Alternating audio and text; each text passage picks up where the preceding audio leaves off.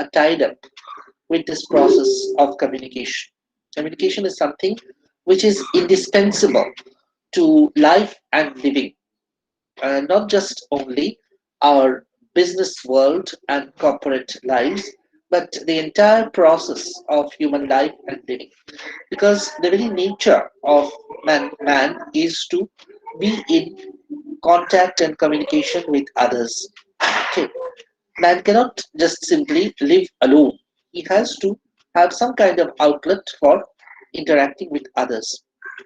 Now, our communication media modes, etc., have to be selected appropriately. Okay. Suppose I want to communicate with somebody fast, then I will choose either email or a WhatsApp message or a phone call. Whereas if it is a formal communication, if it takes time, it's all right. Then I can send an email. Okay. So I would need to choose the appropriate media, the right channels, the right modes. I would need to structure my message carefully, and the content of communication always can be improved, and it can become better and better. In order to become better communicators, we need more training, appropriate training. And we can make communication more meaningful through the choice of better language, choice of more appropriate modes, and by minimizing different kinds of barriers and filters in the process of communication. Okay. Okay. So this was the initial discussion on what is communication and the definition and the process of communication.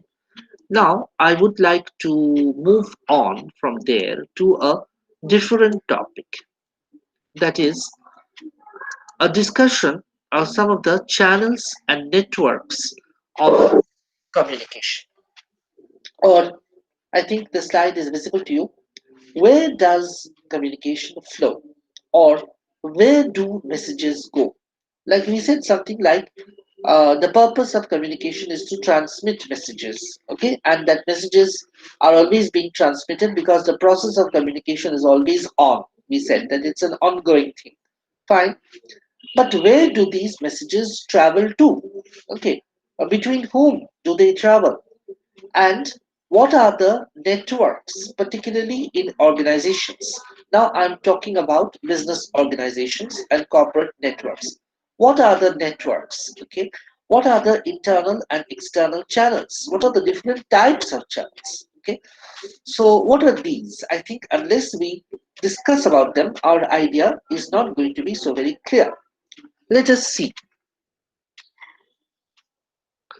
Now, uh, what is a channel basically in communication?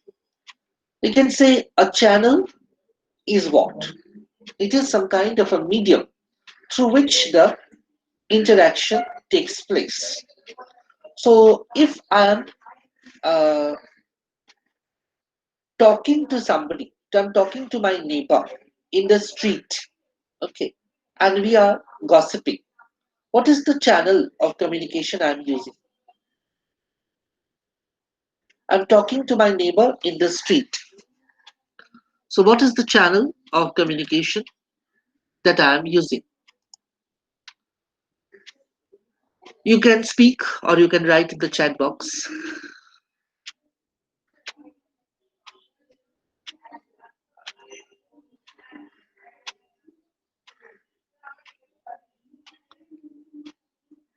What is the channel? Email? No. Chat? No. Then speaking, oral channel. Very simple. Okay, speech. Speech is the channel. Verbal channel. Yes, that's right. Verbal channel or speech. Physical chat. Okay. Why do you always have to bring in chat? Okay. This is just question of speech. Okay. All right. Suppose I'm using another channel. Let's say um, I'm giving a presentation, okay, on uh, this thing, some kind of product review. Let's say that The company is selling some milk products, okay, manufactured milk products in the market. One of them is powdered milk, okay, and this has been launched 6 months ago, and we are doing a review of how this product has done in the market, and I'm giving a presentation. So what is the channel that I'm using now?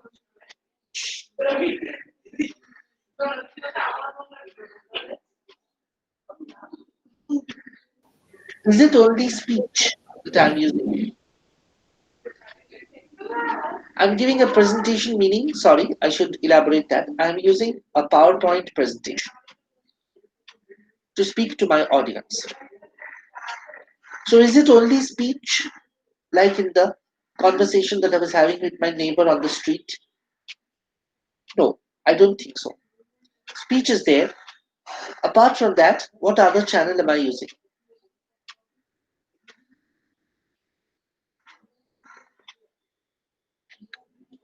You're familiar with PowerPoint. I think I'm displaying a PowerPoint slide at the very moment. What kind of medium is PowerPoint?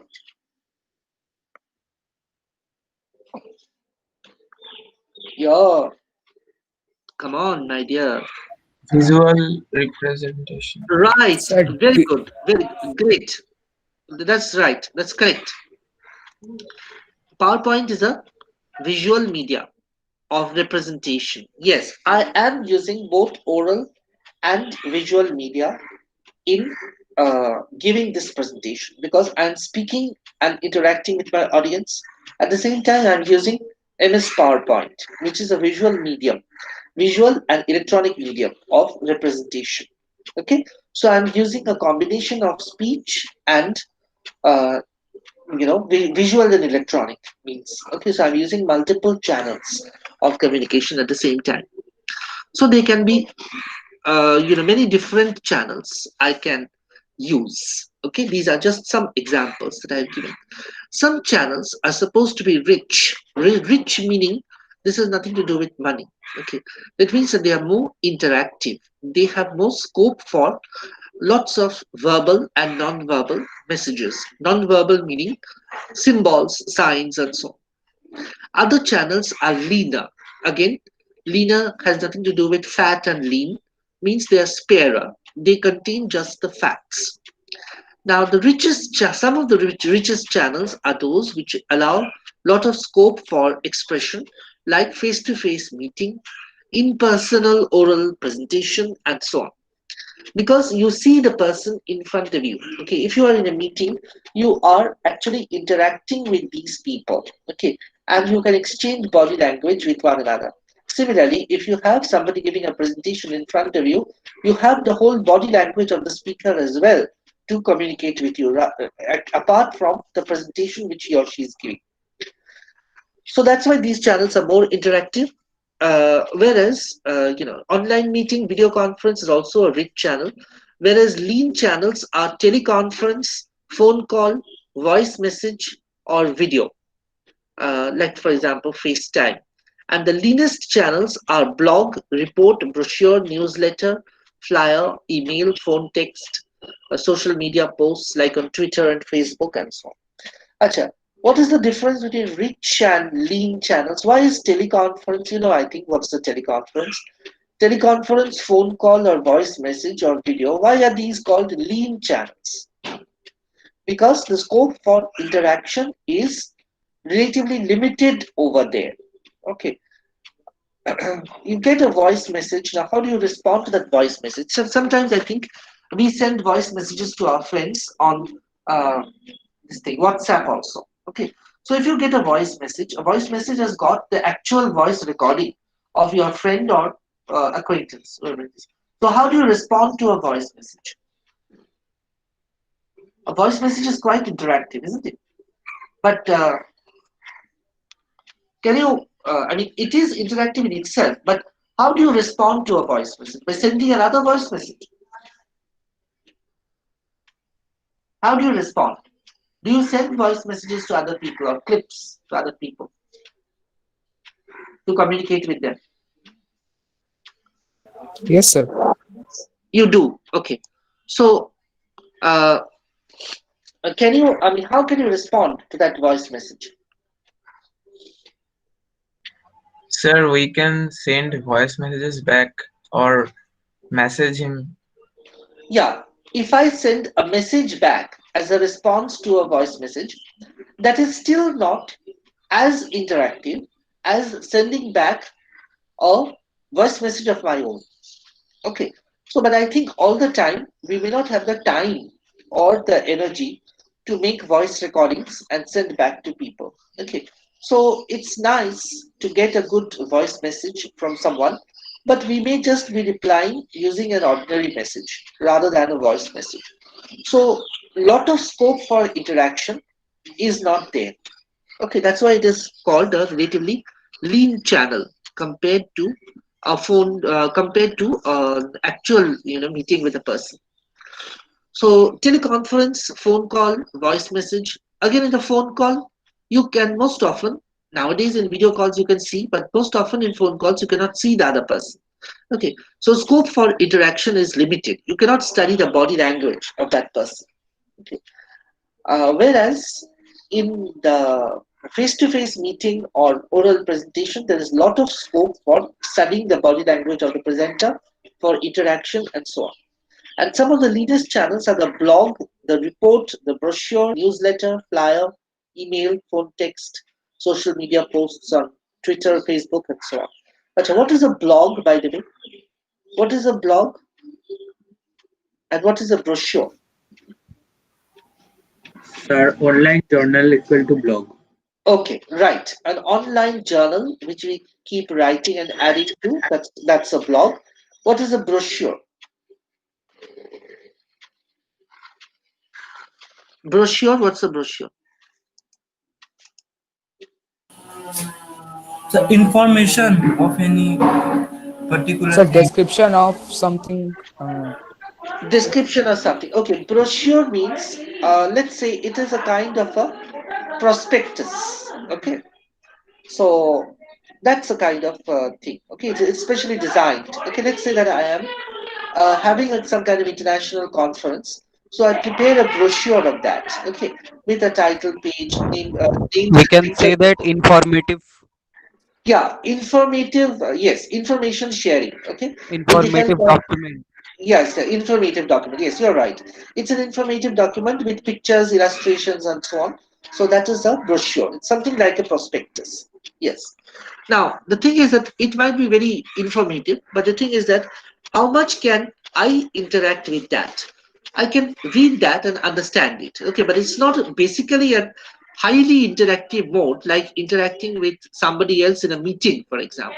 Okay, so that's why some channels, the channels are of different kinds. As you can see from all the examples that are given in this slide, there are lots of channels. Some channels are verbal channels, others are electronic channels.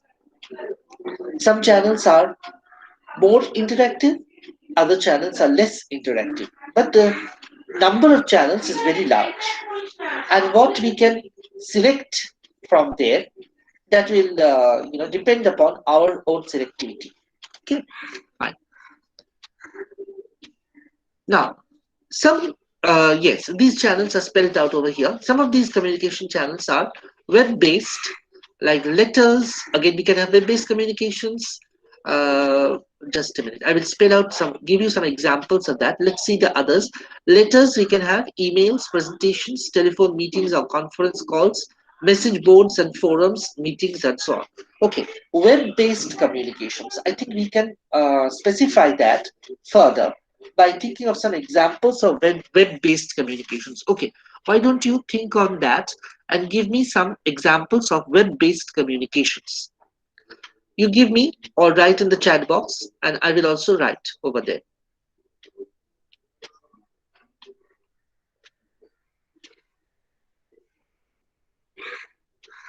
I think web-based communications, I can write Facebook, uh, WhatsApp, or Instagram posts and messages.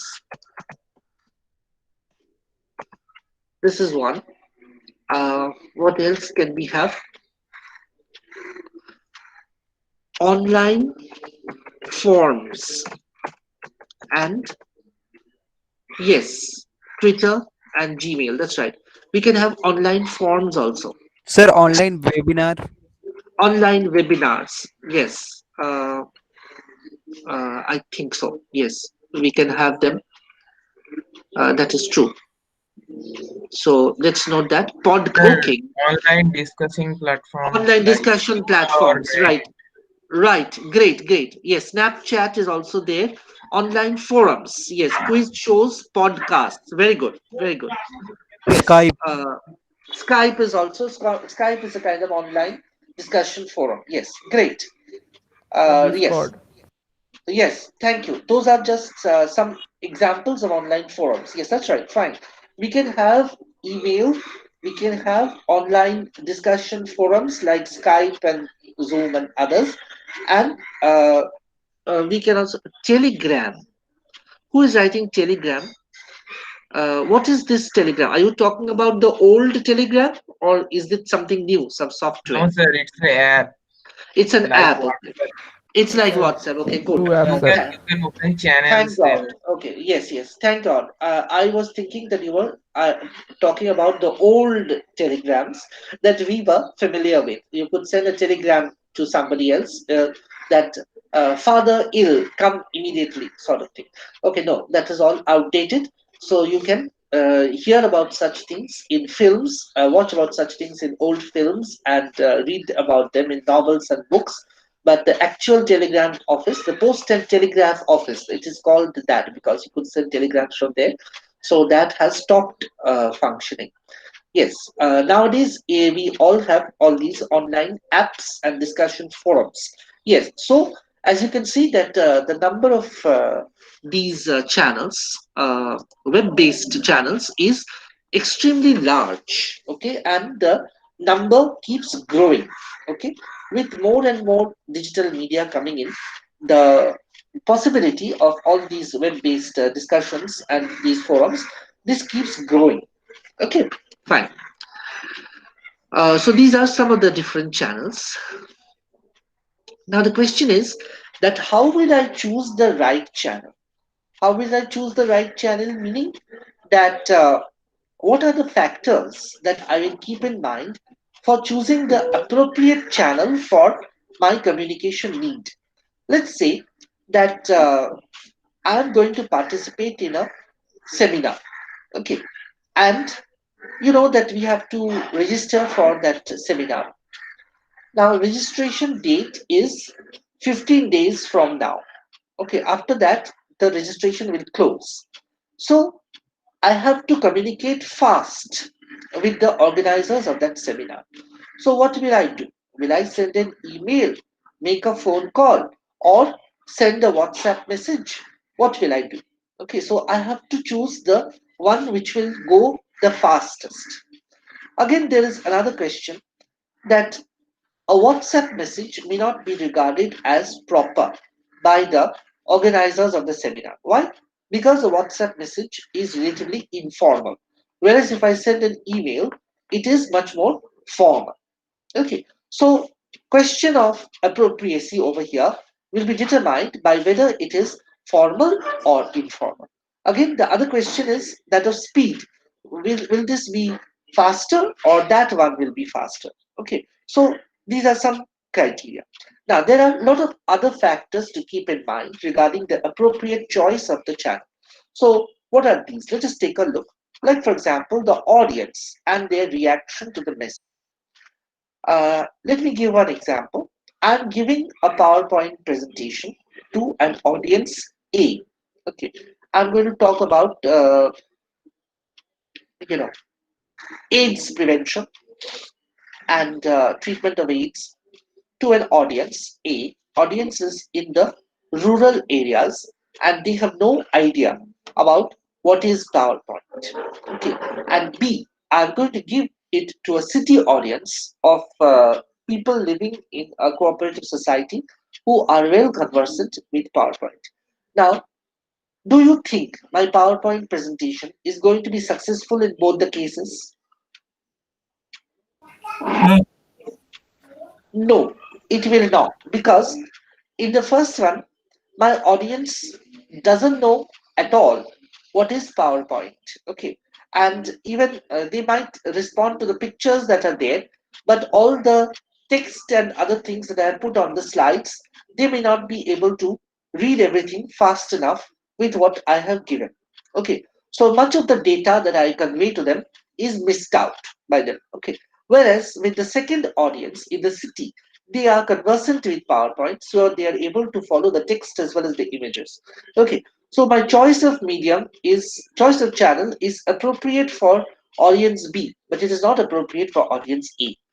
Okay, so what is the audience like, and how will they react to what you are conveying to them? This is something that you have to keep in mind. Also, the speed or the length of time that it will take to convey the information. Okay, so is this channel going to be faster, or is this channel going to be relatively slow? What is it? Now, how complex will be the message that I am giving to them? Will it be relatively easy to understand, or will it be relatively difficult for them to understand? If it is difficult to understand, then there is no use. And then what is valuable, in the sense that I need to keep a long, lasting record of my communication. So, do I need to keep a permanent record of the interaction that is taking place? Then I will need to keep a voice record, or I will need to keep a written record. Okay. Then how confidential is this information? What will be the cost involved? Sometimes some kind of costs might be involved in using these channels of communication also. Now, what will happen if I choose the wrong channel of communication? Number one, what can happen is that I may lose a lot of time. A lot of time or energy may be wasted. Number two, messages may be misunderstood, and messages can go all wrong. Okay, people may not understand what I'm trying to say, and there will be a lot of confusion and doubt. Okay, so if I choose the wrong channel, it will be very, very problematic for my audience, for other people, as well as for me. Understand? Okay. Now, how does communication flow in an organization? This is the next and very important topic which we are going to look at. Now, let us suppose that I have an organization. Now, you can think of the structure of the organization as something like a pyramid. Okay, in a pyramid, you have different levels, okay, or tiers. And let's say that at the base of the pyramid, you have the workers. There are people at different levels of the hierarchy. Achha, what is the meaning of hierarchy, by the way? Let's say that I'm representing an organization like Infosys with the help of a pyramid. Okay, you know a pyramid very well, I think. So suppose I have all the cross sections of the pyramid displayed. So how many sides does a pyramid have? How many surfaces does a pyramid have? That's a question from maths, right? So how many sides does a pyramid have? So four. Four. Right. Okay, fine. One is at the base, the other three are the sides. Now, let us say that the base of the pyramid over here represents the basic workforce in the organization or the industry. Okay. Above that, you have people like their supervisors. Above that, you have others, the executives. Above them, you have the area managers. Above them, you have the zonal managers. Okay. Then you have the uh, uh, you know sector managers, and the vice president, the president, and the CEOs. Okay. At the top of the pyramid, you have the managing director. So it's gradually tapering up and it's pointing upwards. And number of people at the top is much less than the number of people at the bottom. So the people are there at different levels of this hierarchy. So what is this hierarchy? I'm writing the word in the box, chat box. So hierarchy means what? Not hierarchy. Okay, no hierarchy. No, it is hierarchy. It is not Haryali. It is hierarchy. What is Sir, hierarchy? hierarchy means that something which has different levels. Yes, that's correct. Different levels. Okay, that's right. Different levels of importance. Whatever. Yes, that's right. So this is the official hierarchy. Official hierarchy. That means that there are official hierarchy. That means yes, classification. Very good, very good. Official system of organization having many levels or steps, or it's a classification. Correct, absolutely correct. So what you're writing, very good. All of you, Kostab, Nabendu, Vidisha, Shanton, okay. What all of you are writing, Shubhadeep, absolutely correct. Okay, these are steps, classifications, or levels. So I'm talking about the official hierarchy of the organization, as you can understand. So these are the people. The workforce is at the bottom. The other officers are above them. Then you have the area managers, zonal managers above them. Then you have CEOs, vice president, and you have the managing director at the top. So this is the official hierarchy. There are people at all these levels of the organization. Now, suppose I think of communication in the form of messages, like messages in the form of emails, letters, phone calls, circulars, faxes, okay, person-to-person interaction in meetings. All these things are continuously flowing between the different levels. Like you think of, certain lights, rays traveling. Okay, so zip, zap, zoom. So it's always traveling in all directions. Now, what are the directions in which these messages can move?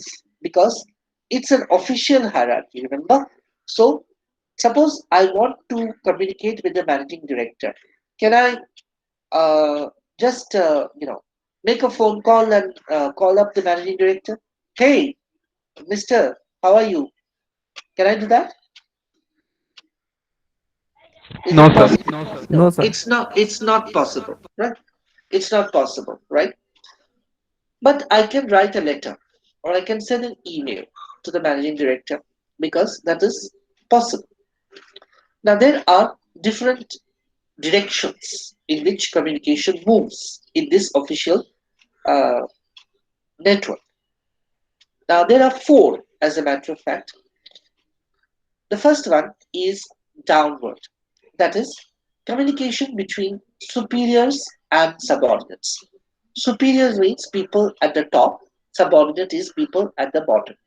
So, communication that flows between people at the top and people at the bottom. This is downward communication, the chain of command. Okay, so this is called downward communication. So, let us say that the area manager wants to communicate with the zonal manager. Okay, who is the superior, who is the subordinate? Area manager is subordinate and zonal manager is at the top. So zonal manager wants to communicate with area manager. So superior to subordinate, the zonal manager can send a letter or issue a notice or send a circular or write an email. Okay. So these are some examples of downward communication. Or I want to send a notice. Okay, the managing director wants to send a notice that tomorrow the office will close at 5 o'clock. Okay, because some national leader has died, so as a mark of respect, the office will close early at 5 o'clock. So send a notice to that effect to all the employees. So that is an example of downward communication. The other example is of upward communication. Okay, I mean, sorry, the other direction in which communication flows, not example, is that of upward communication. Upward meaning communication between people at a lower level of the organization to people at a higher level. Okay. For example, people uh, at a lower level communicating with people at a higher level. Like, for example, if the executives communicate with the zonal manager or with the area manager. Again, examples of that can be emails, appeals, reports. Now, I would like to say that in any organization, if there is too much of downward communication, there is a problem. Can you guess and tell me what is the problem if there is too much of downward communication in an organization?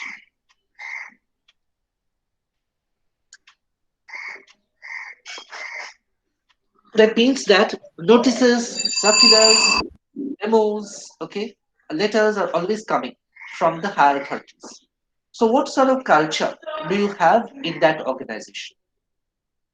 You have a top heavy kind of bureaucratic culture.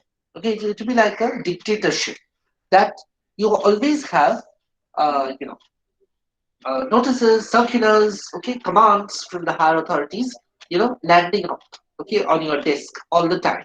Okay, so it's not a very happy state of affairs. It's not a very democratic culture in the organization. So it's bad to have too much of downward communication. At the same time, I will also say if there is too much of upward communication, there is also a problem. What is the problem? That is all the time. Suppose, let's say that all the employees are busy writing letters to the managing director all the time, or they're sending emails at the slightest pretext, they are sending emails to him. Okay. Or they are sending, mails to him, or writing letters, or sending petitions to him. What will happen? If that is the case, then what will happen? You use your common sense and tell me, what about the culture of this organization? Uh-huh.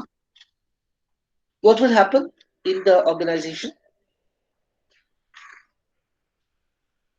Sir, the receiver will not be able to uh, Respond. respond Yes. to all Uh, the emails and yeah, that is letters. so. That is true.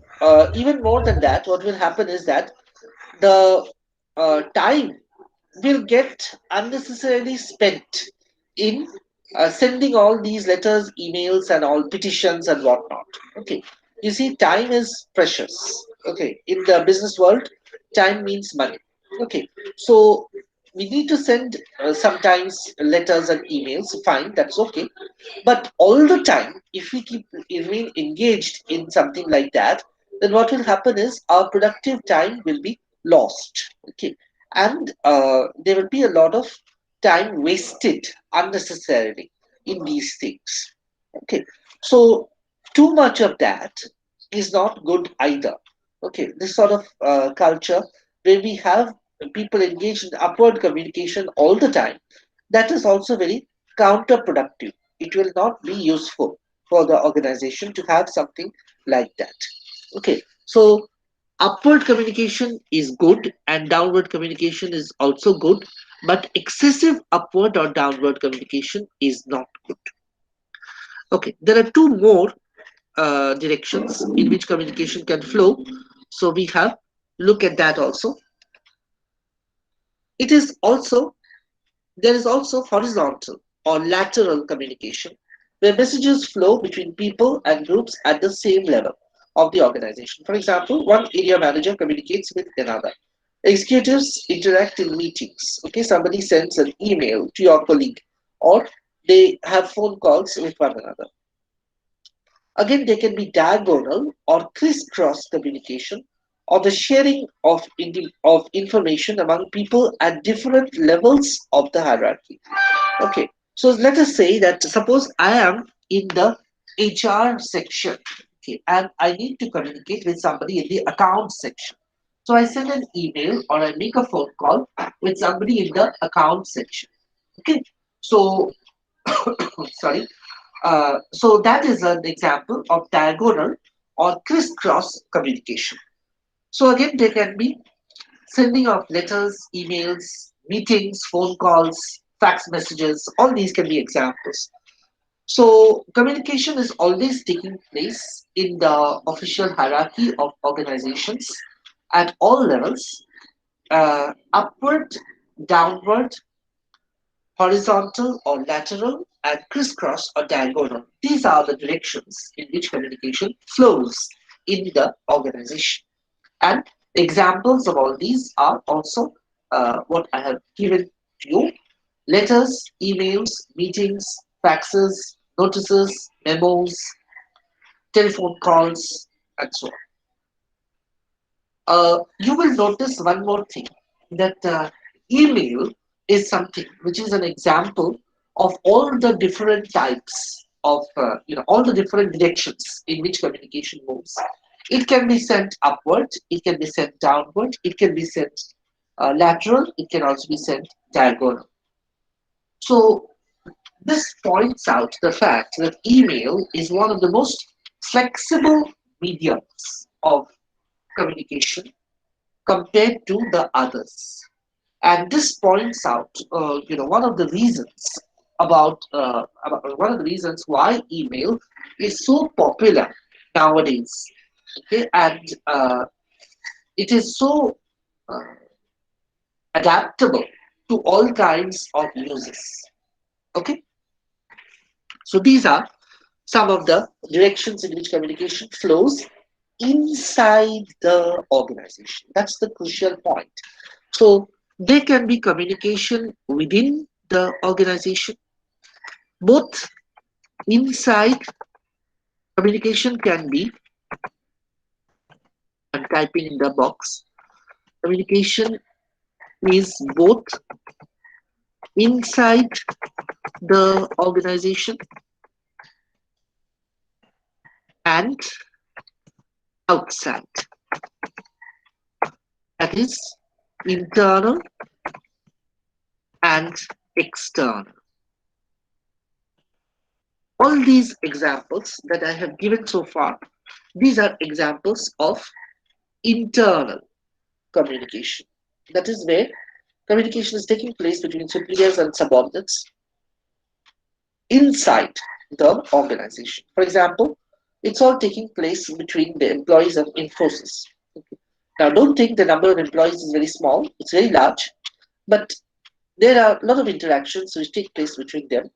But basically, these interactions are taking place within the hierarchy of official hierarchy of Infosys employees. Okay. So that is all internal. Now, what is external communication? That is when you have the employees of the organization interacting with people outside. If you are in a company, do you need to interact with people outside the company or not? If Yes. so, yeah, you need to interact. Okay, if so, with whom do you need to interact? The consumers. Right, very true. You need to interact with the consumers or the customers, with the general public. You also need to interact with other official bodies or government agencies and different kinds of suppliers and agencies, like, let's say, the electricity office, the land revenue department. Okay, uh, various government bodies, all these officials you need to interact with. So interaction is also going to take place between people inside the organization and these government bodies, agencies, etc., outside. Okay, so that will also follow these directions of upward, downward, lateral, and diagonal communication based on the levels of the official hierarchy to which these people belong. Okay, fine. Yes, this is external. I've given the example so you can see. Agencies or bodies outside the organization, government agencies, service providers, vendors, clients and customers, NGOs, other organizations. So a lot of time, a lot of external communication also takes place with people outside.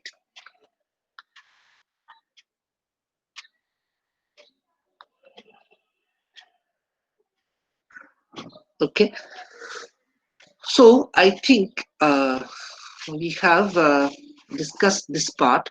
I'm just going to check out the last part of this discussion.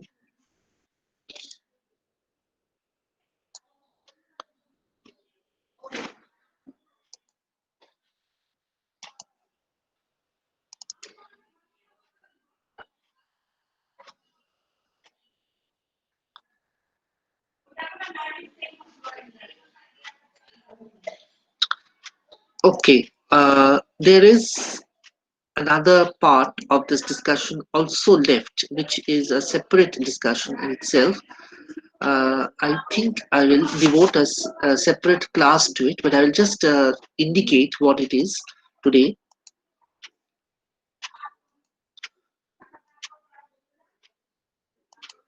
That is, after we talk about the directions in which communication flows and networks, we have to talk about the formal and informal networks, particularly one very important informal network called the grapevine.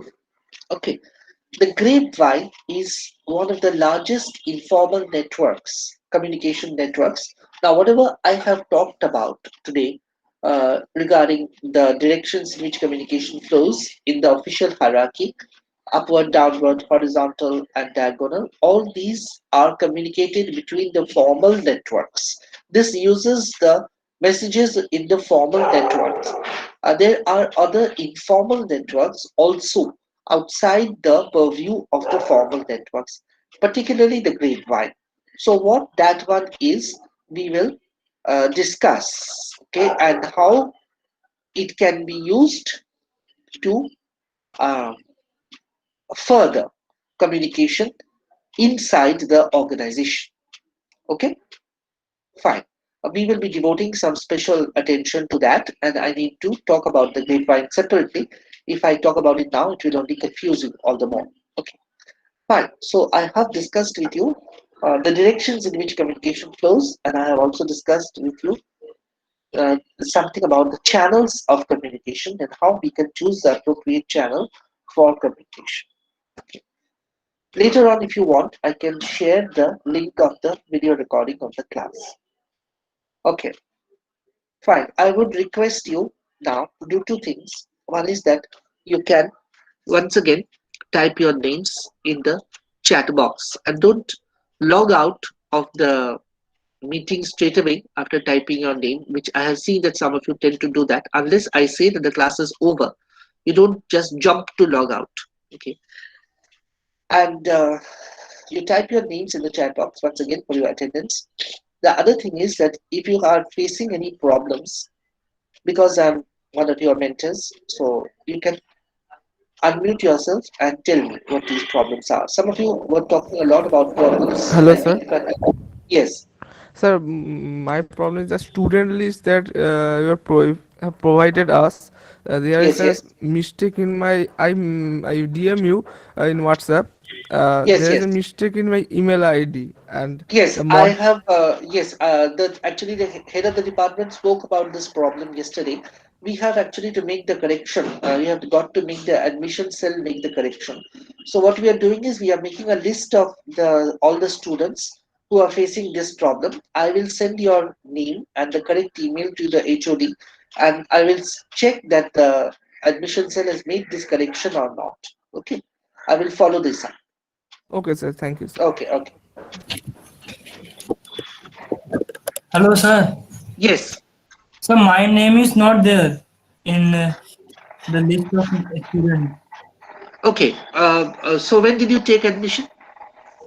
Sir, the I new list is in the WhatsApp group. You can Yes. check what. I will check the new list and see over there. Okay. Some names which new were list not there in also the my name is not there. Okay. Okay. I will check it out. Actually, the list is constantly being updated, and it's still in the fluid state. Okay.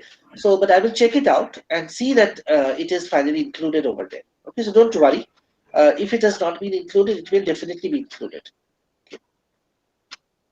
The final list is not yet prepared as yet until all the admissions are over and it is closed. Okay, so I don't think we have got that right at the moment. It is still in the process of being made. So don't worry, these issues will be taken care of. Hello, sir. Yes. Sir, my email ID is also mistaken in that list. Okay, you send me the correct mail ID. I will, give it to the head of the department. Sir, how can I send you in the WhatsApp or? Yes, you send it to me in the WhatsApp. Okay, sir. Thank you, sir. Okay, okay. Fine.